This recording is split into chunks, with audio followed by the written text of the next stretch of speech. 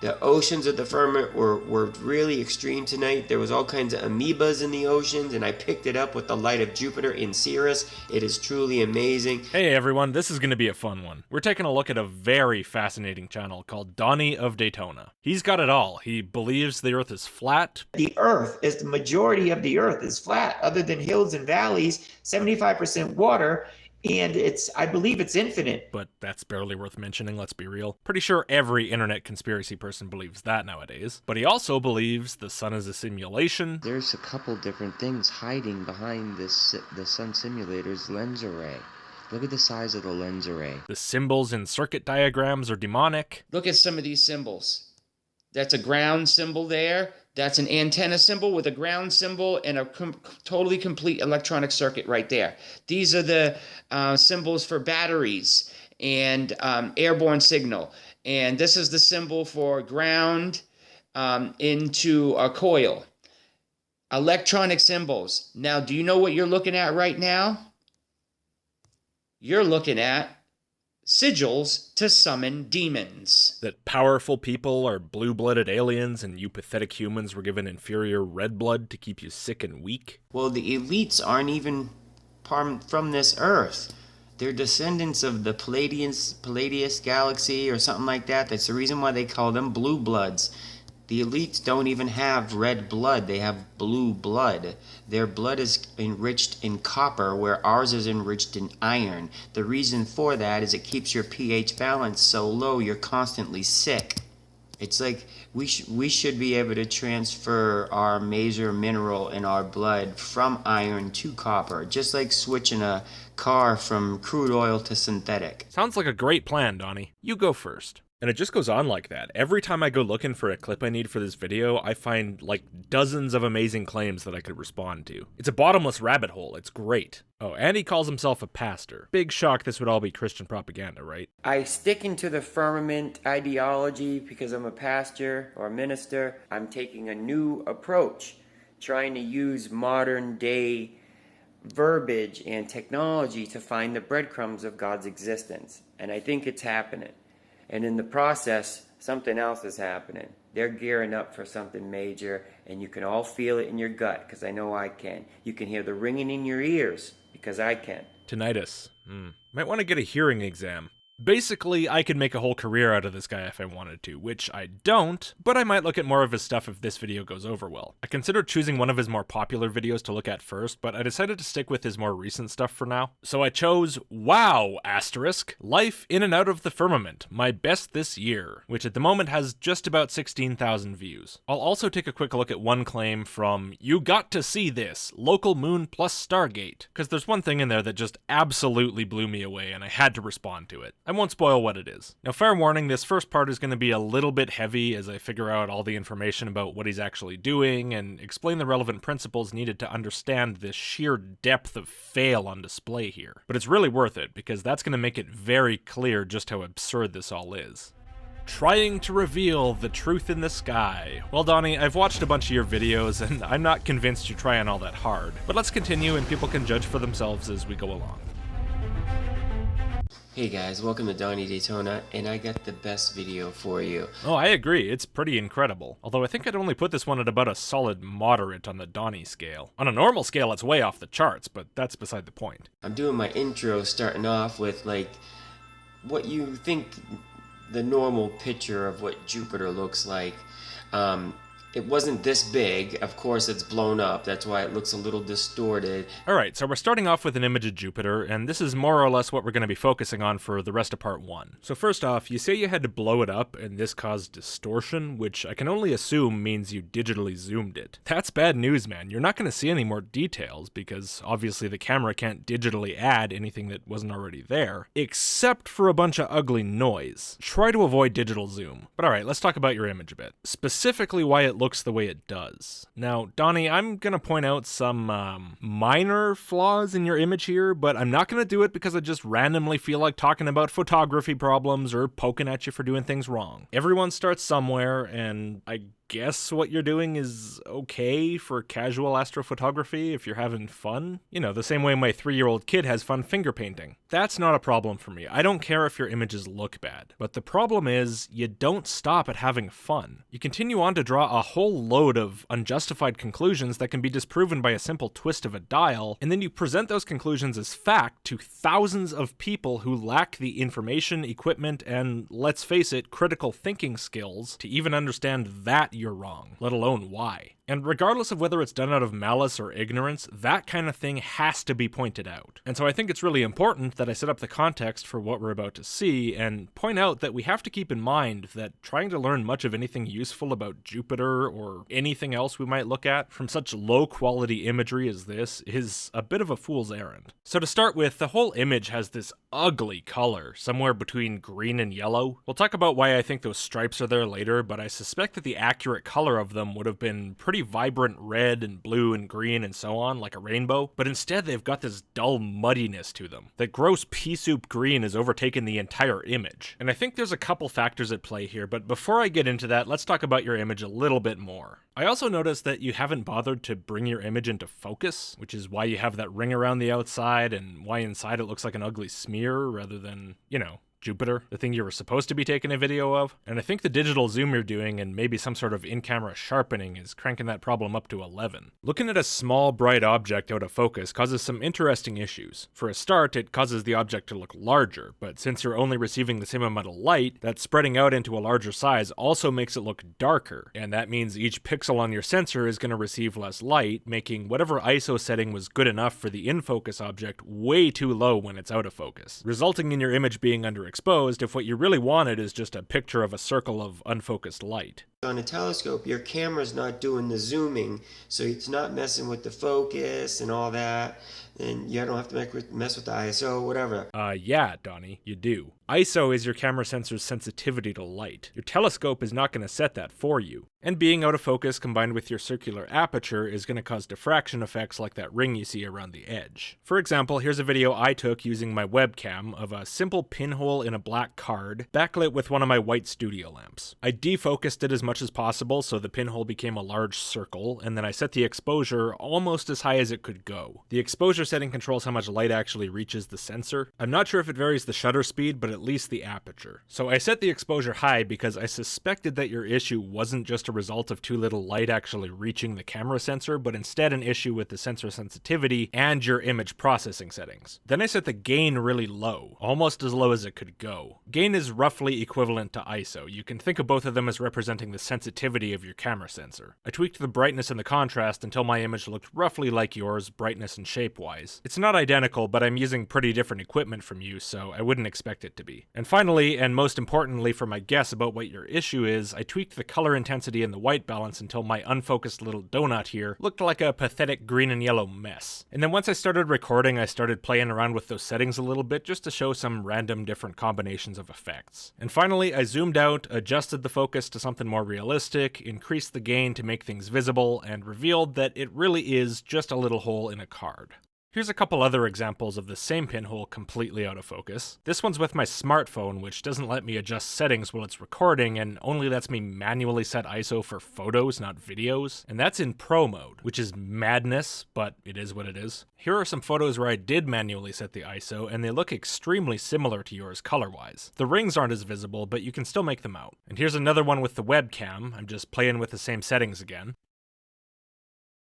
And notice something weird. Sometimes all the colors except green totally disappear. That's a really interesting effect. Here's a video that shows it much more dramatically. In this one I have the white balance set super low so the video is extremely blue. And then I reduce just the gain, nothing else, and the blue gets darker and darker and darker until suddenly the whole thing turns totally green. And I'm assuming this is because the Bayer filter in the sensor is as sensitive to green as it is to red and blue combined, and as I lower the sensitivity, there comes a point where it can't register the blue or red light at all, but it can still capture the green, which turns the whole image completely green and black. I doubt this has much of anything to do with your Jupiter. Originally I thought it might, but your image has way too much color other than green for this to be the issue, in my opinion. Still, it's a surprising effect, and I thought it was worth mentioning just for fun. Now, if any of Donny's fans doubt that creating these effects is as simple as I claim, just give it an honest try yourself. You probably have all the stuff you need lying around the house. All you need is a dark card on a stand with a daylight white light bulb behind it and some kind of camera. And not a fancy camera. In fact, the simpler the better, as long as it has some kind of software with color and gain or ISO controls. My basic webcam did way better at this than my fancy Canon EOS 70D with its high-quality sensor and multitude of lens elements. So don't take my word for it, and sure as hell don't take Donny's. Do it yourself.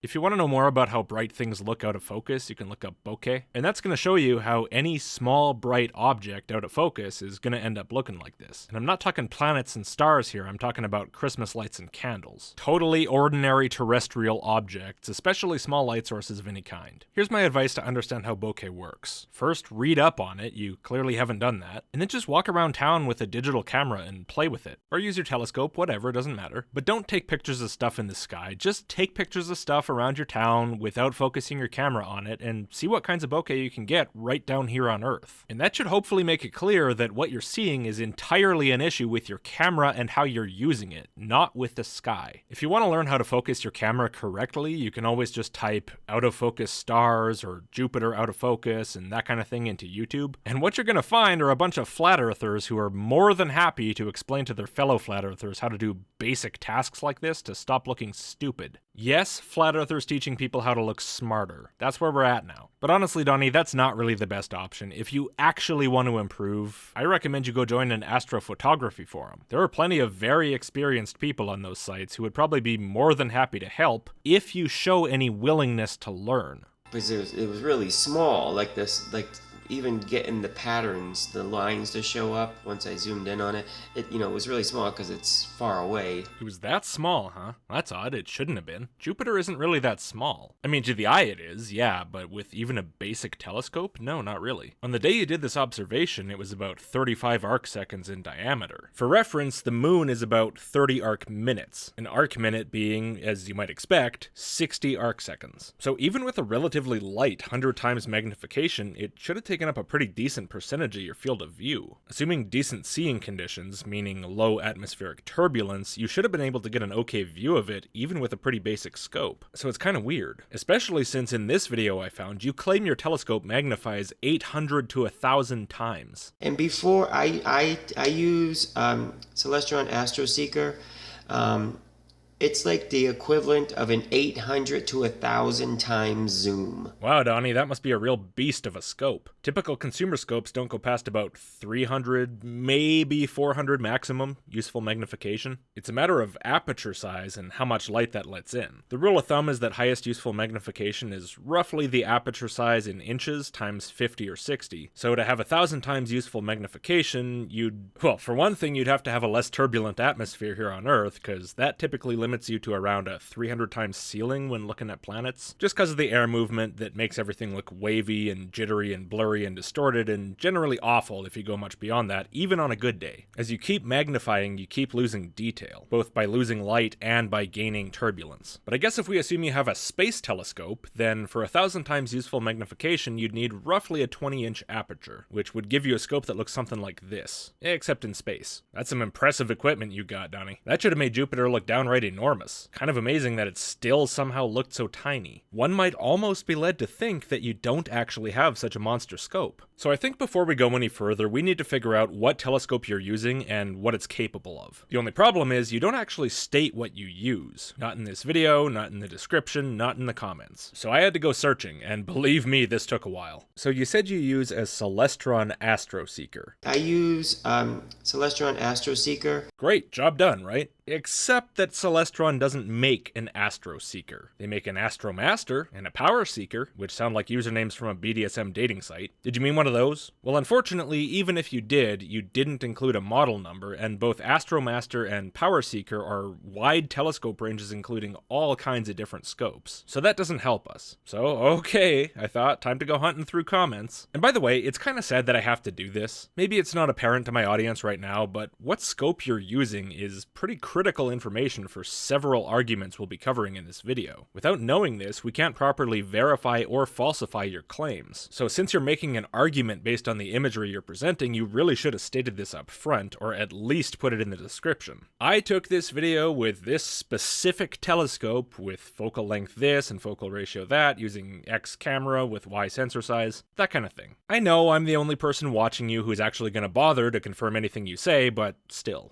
Anyway, after way too much searching, I found a reply from you to Dusky on this video, which by the way is the video containing the amazingly funny final claim I mentioned that we'll look at later. I don't even know at this point, part 3, part 4, it's gonna be a while. If anyone really wants to spoil it for themselves, they can, but I'd recommend just waiting. It's more fun that way. So in this comment, you give a totally accurate and complete list of the equipment used in the making of this video. Celestron Astromaster Telescope with Orion Digital Eyepiece Camera. Yeah, great, Donnie, thanks. Still no model number. I guess it's marginally better than a telescope range that doesn't even exist, but still. Which Astromaster, Donnie? They vary wildly. There's even refractors and reflectors in the same range, and those couldn't be more different. This tells me nothing, but it does bring up an issue, which is that no Astromaster telescope has anything near 800 times useful magnification. The one with the biggest aperture, which is what determines that, is rated for 307. So the fact that you're claiming to be using one of them for 800 to 1,000 times magnification is concerning. You might be able to get away with it looking at something big like the moon, but for planetary observation, it's a terrible idea. But okay, I still don't know exactly what you're using, so I gotta keep looking. And it took ages more looking through your videos, but I finally found you showing off not only the telescope you used for this shot, but all the telescopes you own.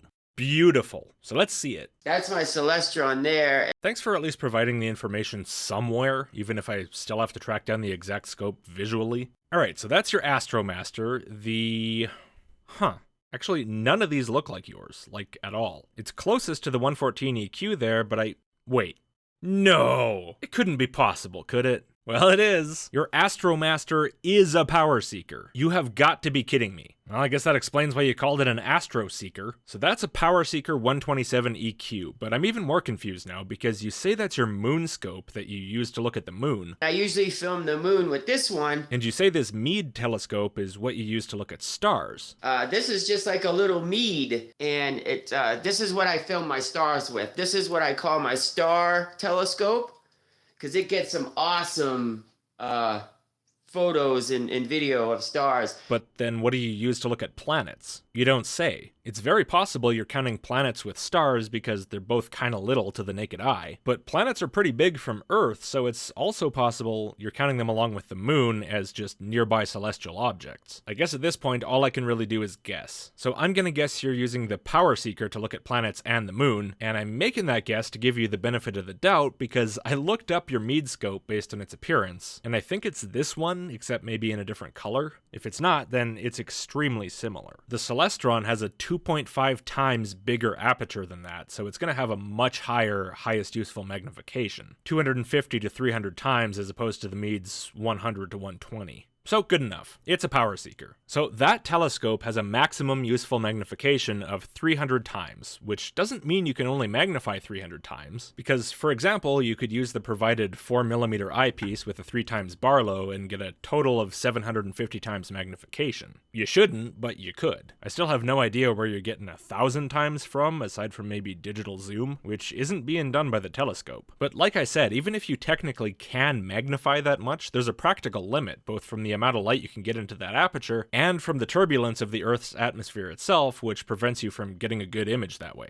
By the inverse square law, if you magnify 2 times, you have 4 times less light. Telescopes aren't magic, they can't just get around that. So you won't get enough light and your image will be uselessly dim, which may explain the lack of exposure I was talking about earlier since you said you were zoomed in so far, although I still think that was more of a gain issue. Either way, with a lack of light comes a lack of detail resolution, which sorta defeats the purpose of a telescope, which isn't so much to magnify as it is to resolve detail. And all that is why the power of your telescope isn't so much defined by how much you can magnify what you see, but by how much light you can effectively gather when you do it. Sure, obviously you could just keep adding lenses onto a small aperture telescope and technically magnify magnify as much as you want, to 1,000 times or way past it, but even if somehow they made those lenses perfect enough to not end up with a bad image just from that, there still wouldn't be enough light to actually see much. And that's why when you say you're getting 1,000 times out of this telescope, I don't think you really know what you're doing. Anyway, man, I'm going real far down the rabbit hole here. Hopefully someone in the audience is still with me. There is a point to all this, I promise. So we can actually calculate how big Jupiter should have looked pretty easily, and even get a simulation of what the size might look like. Let's use this site, and we'll fill in the values of the PowerSeeker 127 EQ, 1000mm focal length, 127mm aperture. For the eyepiece, we can choose one of the two that come with the scope, just assuming you're using a default one. The 4mm has the biggest magnification, which will give us about 250 times, so we'll take that. And that eyepiece has a 50-degree apparent field of view, so we plug that in. And that is how big Jupiter should have looked to you relative to the field of view of your scope at 250 times. Sorry, but it's not as tiny as you claimed. In fact, it's not tiny at all. And just for the record, even though it's totally impractical, here's how it'd look at 1,000 times. Absolutely massive. And that's in focus. It's going to be many times bigger out of focus. So clearly your scope is very capable of seeing Jupiter at a pretty good size, and assuming good seeing, decent clarity too. Which brings us to the big question I've been working towards here, which is, why didn't you see it at a decent size? Why did you feel a need to digitally zoom in so much that it caused distortion, as you call it, and despite all that, you still had to unfocus it completely to increase its size several times over? Well, I have an idea, and it starts with the fact that you didn't actually tell us how you identified this as Jupiter. Are you sure it actually is? Do you know where to look, or did you just assume you were looking in the right place? Now, according to the timestamp in the bottom left there, you filmed this on February 11th, and you also uploaded it on February 11th, and you seem to be sitting in your house, so I'm gonna guess you filmed it close to home in Daytona Beach, Florida, if your name and drone footage are anything to go by. And Donny, aside from the magnification issue, the big reason I'm wondering how you identify this object is because, well, as it so happens, from Daytona Beach on February 11th, where you took this video at 6:30 p.m., Jupiter had already set around 1:20 p.m., and it wouldn't rise again until 3:01 a.m. on the 12th.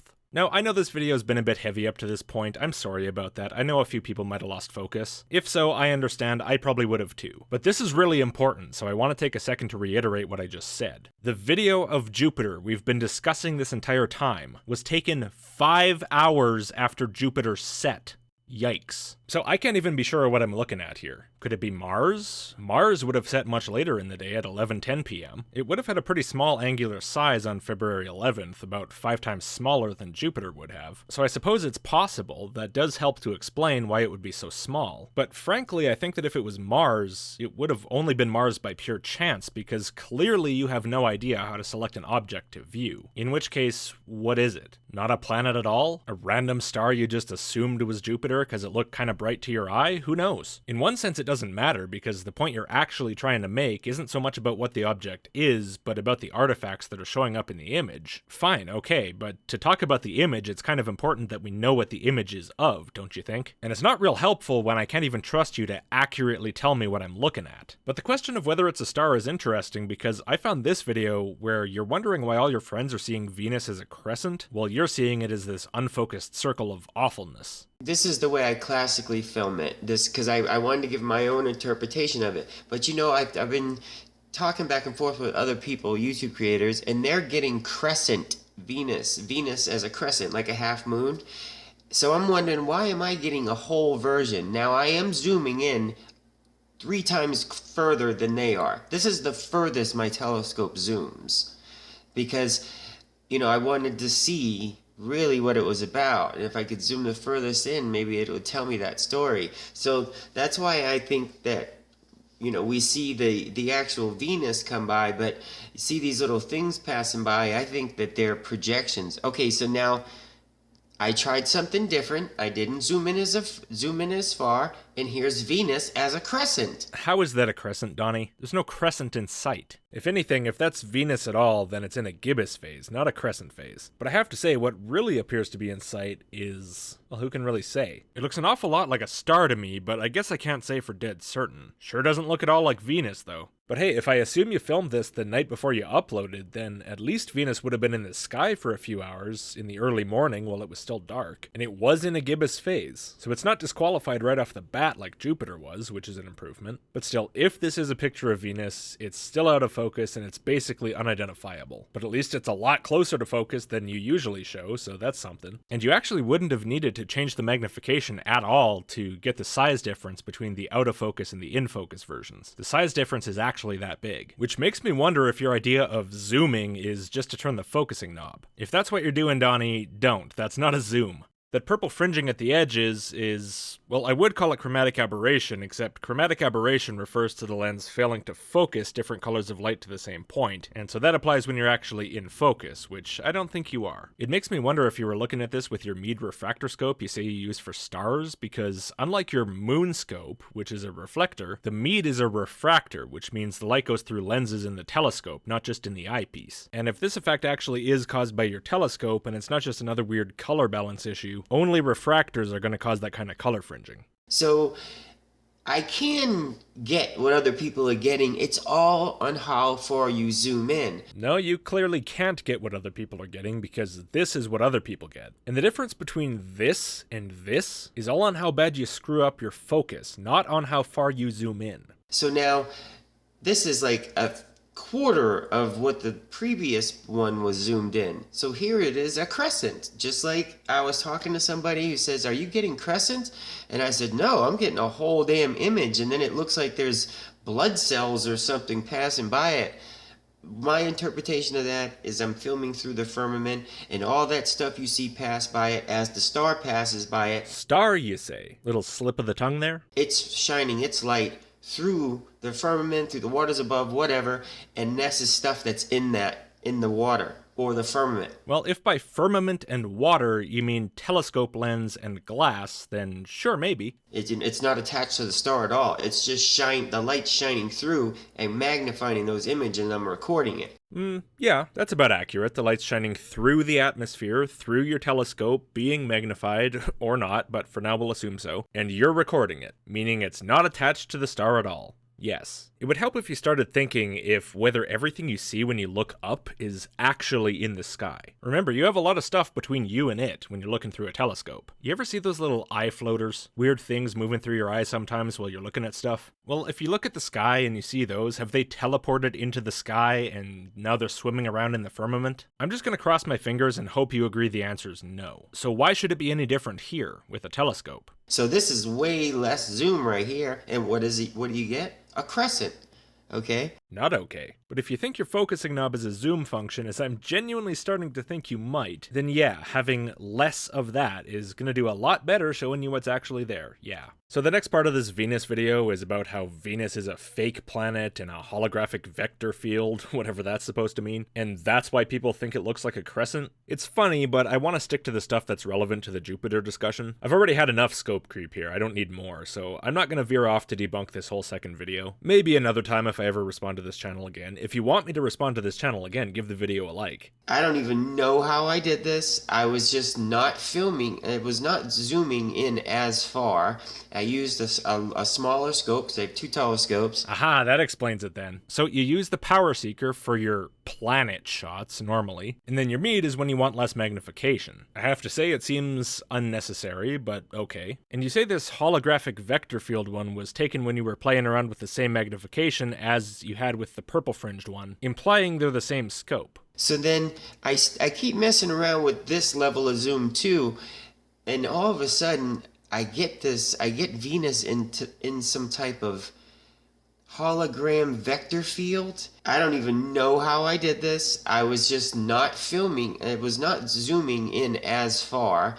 I used a smaller scope because I have two telescopes, and I was just shocked when I was seeing.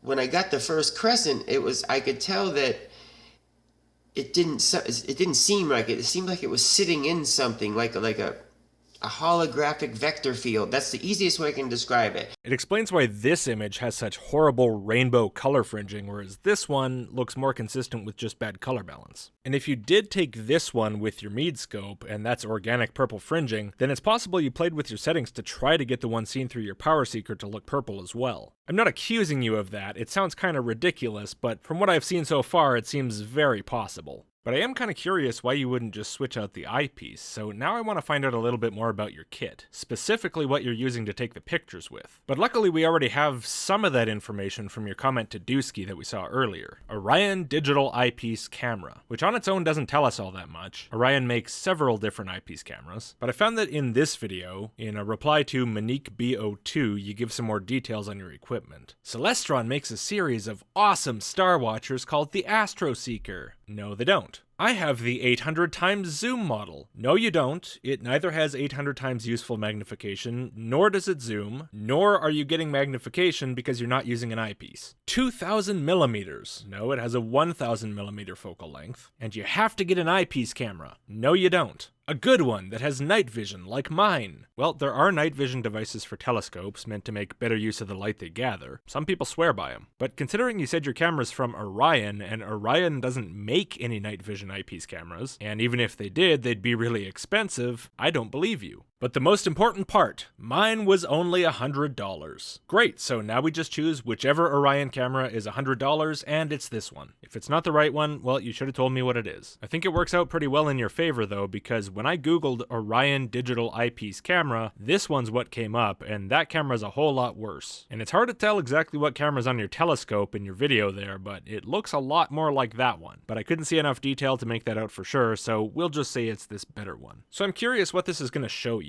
You don't use an eyepiece, you put this where the eyepiece would go, so we're not going to be calculating magnification here because that's actually kind of a pointless concept. There's no eyepiece to actually magnify the image, so instead, what we're going to talk about is how many arcseconds each pixel represents. I really don't understand why you've been talking about magnification this whole time if you're not even using an eyepiece. Like, whatever. Anyway, we'll calculate the arcseconds per pixel using this calculator. You can see the formula it's actually using up there. Focal length of the scope, 1000 millimeters. Pixel size, 2.2 microns, just like Orion specs tell us. Pixel binning is not relevant. This camera doesn't exactly have a surplus of pixels, and pixel binning would combine pixels together into one to try to reduce noise, and there's no way they're doing that, so we'll say one by one. Click calculate, and we get 0.45 arcseconds per pixel, which means if you were looking at Jupiter, which on that day I said was 35 arcseconds across, you'd see it at about 78 pixels across out of the 1272 horizontal and 952 vertical pixels of the image, assuming you're running at 16 FPS. So about like this. Not too bad, I'd say. Mind you, it's only going to look like that if you actually bother to focus on it. So the implication of all of this is that when you talk about increasing or decreasing the zoom on your telescope, you're not talking about changing optical magnification by switching out an eyepiece. You're talking about digital zoom. And yeah, I've seen your videos, I can believe that. The biggest thing people say is you're not focused, you're out of focus. You are. At least with stuff like this. It's the most obvious thing in the world. Why did you buy all that equipment if you weren't even going to experiment with it enough to even figure out what it looks like when you're out of focus? How do you get fine lines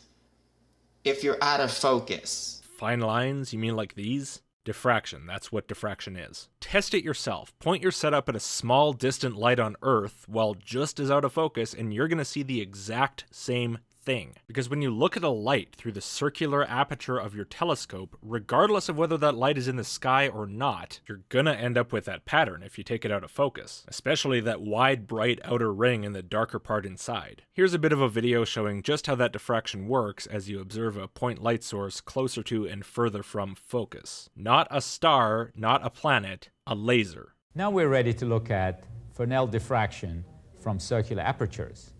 The setup is again the same as before, but let me go over it again. Here we have a helium neon laser.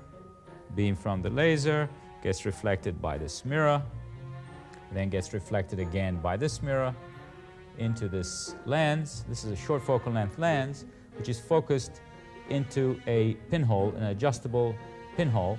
And the light from the pinhole is a spherical wave, and you can see it here on the card. This is a spherical wave, and then we let it hit the screen. We see lots of fringes. They get finer and finer as you approach the center, and also the contrast is less and less as you approach the center. But what I'm going to do now, instead of keeping the distance fixed, what I'm going to do is vary the distance between the aperture and the light, or the aperture from the pinhole.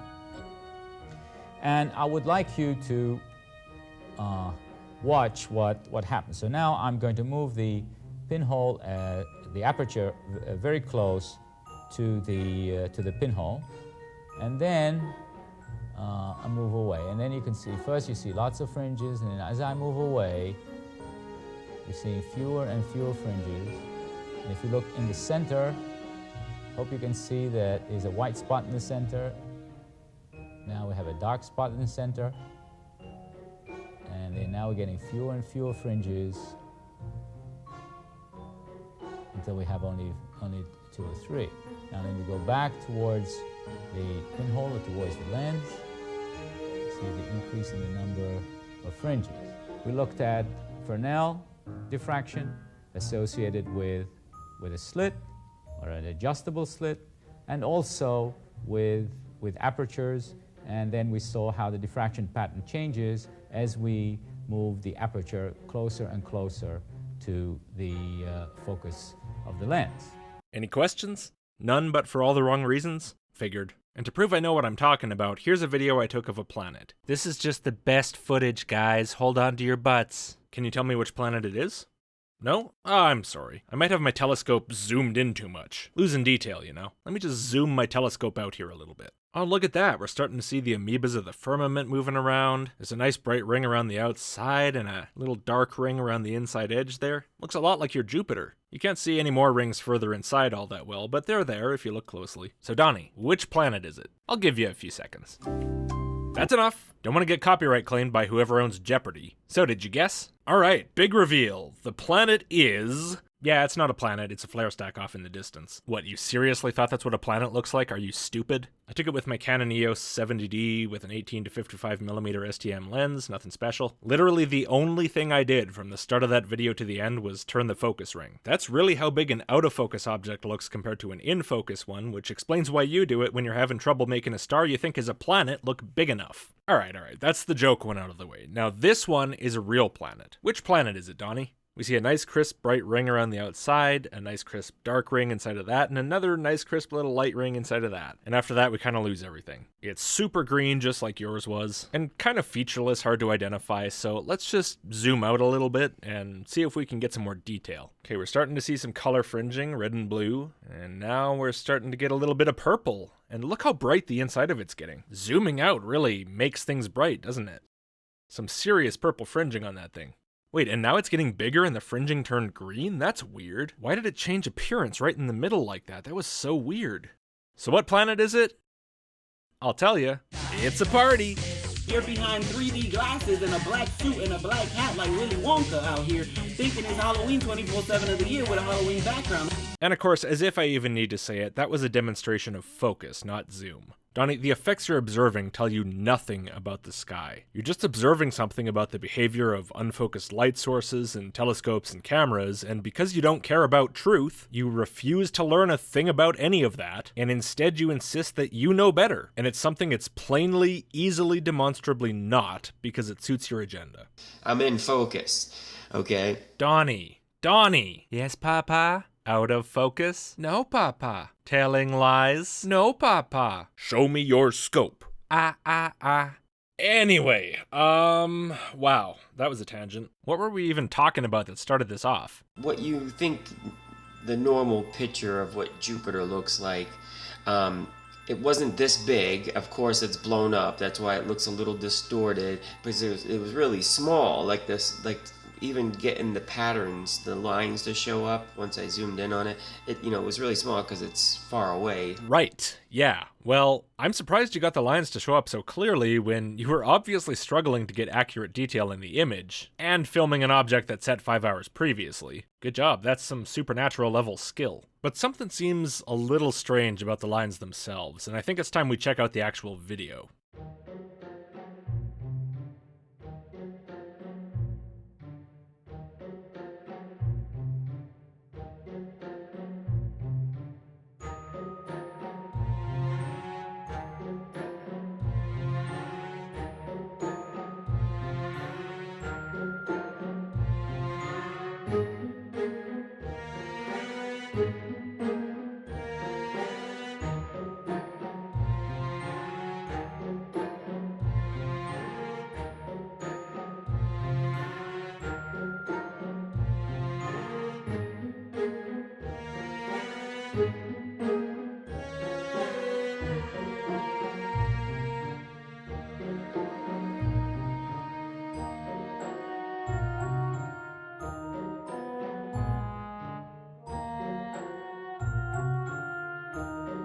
Okay, Donnie, buddy, are you not seeing any problems here? If those are Jupiter's stripes, why are they moving across Jupiter and disappearing in a matter of seconds? And why are they green and red? Here, let me back it up a bit, just to here. This is the image you said shows the stripes of Jupiter. This is a random frame you hand-picked that looks vaguely like the planet has stripes, and then you claim that you managed to actually photograph the stripes. Well, you didn't, obviously, and considering that you've seen your own footage, I think you know that. So now that I know you're not just ignorant about cameras and how to find planets, but actually willing to lie about your own video, how am I supposed to trust a single word you say about what you film from this point forward?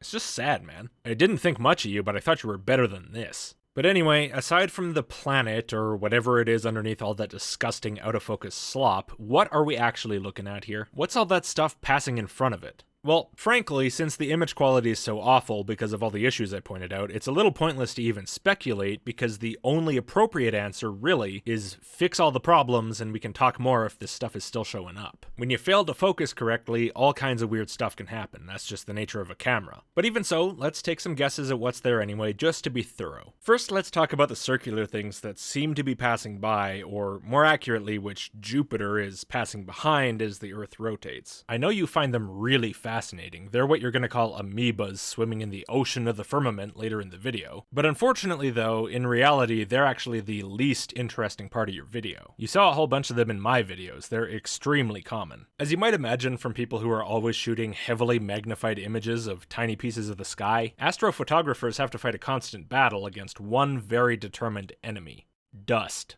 Yep, dust in a camera's optics is a big problem. What you're seeing are dust donuts or dust shadows or whatever you want to call them. Severely out of focus dust specks surrounded by rings of diffraction. Here's an example I filmed with my telescope that's really dusty everywhere, on the objective lens, on the mirror in the star diagonal, on the eyepiece, everything. I've been very bad about taking care of it. So my scope has a 900mm focal length and I threw on the 25mm eyepiece to give it a 36 times magnification. And then I taped a webcam onto the eyepiece and pointed it at an LED across the room, really badly out of focus, and I turned the contrast up quite a lot in my webcam software to show the details. And as you can see when I move the scope back and forth a little, the different layers of dust are moving relative to each other. That's, a layer of dust on the objective lens, a layer of dust on the star diagonal's mirror, probably another layer inside the eyepiece, and you can really see that parallax happening. Now, if these were amoebas in the firmament, somehow I would be making those amoebas move back and forth at different speeds just by moving my scope. Moving my scope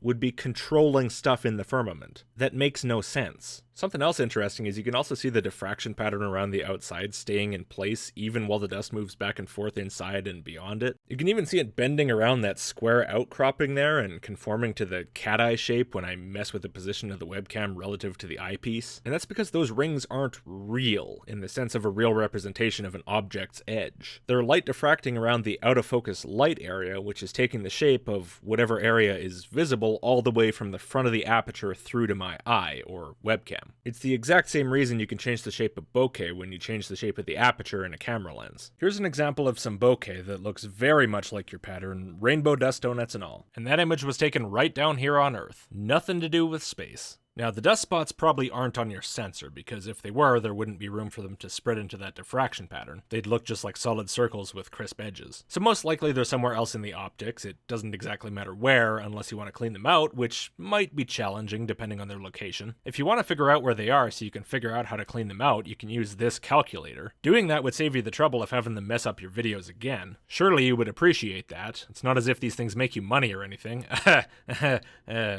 You can prove all this to yourself by taking what are called flat frames, which are calibration images that show the flaws in your optics, like dust specks and smudges and vignetting. And then you can take those flats and use them to remove those imperfections from your final images. That'll show you definitively that the dust specks you're seeing definitely are not amoebas in the firmament, but just stuff stuck to bits of your telescope. And you can be sure that's what you're seeing because these are not going to be pictures of the sky. They'll be pictures of a white t-shirt stretched across your telescope in the daytime. If you're interested, which you're not, I'll leave a link to a simple video about how to do this and how to use them. Now let's deal with the bands themselves, the ones you mistook for the clouds of Jupiter. These took me a while to confidently figure out. I had to brush up on my understanding of diffraction and refraction effects and camera sensor artifacts to make sure I for sure had the right answer, but here it is. When you look at a star, you're looking at a white point of light. It might be flickering with different colors due to the atmospheric turbulence, but overall it's white. The dust donuts we just talked about are caused by the diffraction of light, and unlike in the laser video we saw that was made with a single wavelength of light, when white light is diffracted, because it consists of all different wavelengths, it's split into its component colors, and that means the diffraction rings you get around the dust are going to be multicolored. And the exact same thing goes for the bands. Likely there's a few odd-shaped smudges somewhere inside your optics, which are causing diffraction of the white light in ripples around them, just like with the dust. And that creates a rainbow effect that happens to be bright enough for your sensor to pick up as red and blue instead of just green. And again, I'll mention, try taking flat frames, see if these imperfections show up. I really bet there's just some smudges of something inside that telescope. Donny, I know you don't care, but this stuff is still worth mentioning to you just to prove the point that these amoebas are not actually something in space or in the firmament or whatever, and that for all the lip service you pay to truth, you have no actual curiosity about what's true, because if you did, you would have found out the effect of dust in a camera by now. You would have figured out how to tell if there are smudges in your telescope and what the effect is of them being there and so on. If you really wanted to be a good astrophotographer and to really see what's going on in the sky, you wouldn't have instantly leapt 588 million kilometers to the conclusion that Jupiter's swimming in a watery firmament with giant amoebas. You would have wondered what was happening and gone to see if there was a simple explanation and found it and fixed it. In fact, you show so little concern for the truth that I'm starting to wonder if you're not just incompetent as a photographer and uncurious as a person, but deliberately finding every single in-camera problem astrophotographers typically try to correct for and causing it. Like, in the course of this, I've looked at so many forum threads and seen so many people asking how to correct these relatively tiny and easy to fix issues in their otherwise beautiful photos, and then you take these travesties of photography that have every one of these issues at its most extreme stacked on top of each other to create a maximally bad quality image instead of a maximally good one, and you just play dumb. No, it's fine, it's in focus. Dust? What dust? What are you talking about? That's amoebas. These are the stripes of Jupiter, totally. I didn't just pick one convenient frame out of a fast-moving video. Absolutely not, no. And all this stuff is why I predict you're just gonna continue to refuse to learn how to take care of your camera and your telescope, or use either of them, and you'll keep right on taking awful videos of dust on top of unfocused random stuff in the sky and telling all your weird conspiracy nut followers they're firmament amoebas or stargates, we'll get to that, or whatever else you might say, because you're not taking these videos for the sake of knowledge or truth or even beauty. You're doing it because you know you have a bunch of suckers out there who'll eat it up. Or you're just the world's biggest idiot with a camera, what do I know? You know, it was really small because it's far away. Either that or it's just not as big as they say it is, and they're all about the same distance. Who knows? Pretty much everyone, but if you want to test it for yourself, I guess you could try to measure the distance using the parallax between different seasons. Just try to do the observations and the math precisely, please. Why am I pretending that's a possibility? But anyway, that's kind of typically with the stripes, you know, that's Jupiter, you remember. I don't remember Jupiter being puke green with moving rainbow stripes, but alright, if you say so. But I was saying in the live stream that I like to zoom in on the object, and then there is a firmament. I truly believe that, because these bright luminaries like Sirius, Venus, and Jupiter, they are so bright you can see them with the naked eye. They're the brightest things in the sky right now. When they shine their light on the firmament, I then take the focal point of the telescope and zoom in on the projection of the light, not the light source. Okay? Oh, I agree you're not zooming in on the light source. In one sense, because Jupiter isn't its own light source, but in a less pedantic sense, because all seeing is looking at the light coming from objects, not the objects themselves. But somehow I think you're trying to say something a lot less realistic than that.